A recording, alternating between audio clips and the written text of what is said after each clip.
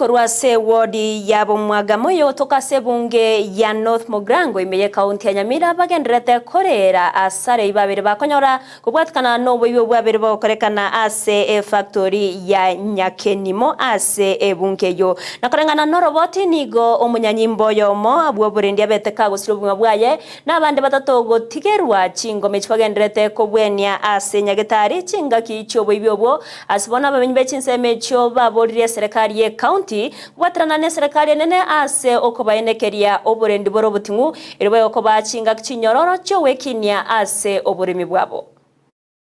Nikiwa kwangu kama nimelala nikasikia firimbi nikatoka.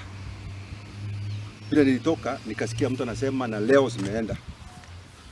Alafu nikamtuma mdomo kwa kwamba nini imeenda. Sasa akaniambia nikahawa na mtu mmoja wetu amekufa.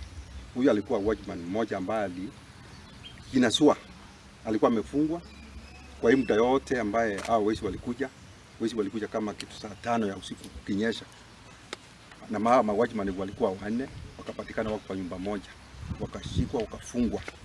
Na huyu mmoja ambaye anaitwa Sakaria ambaye sasa ni marehemu, vile niliambiwa na huyu watchman alijaribu kuresist ndio wakamwangukia.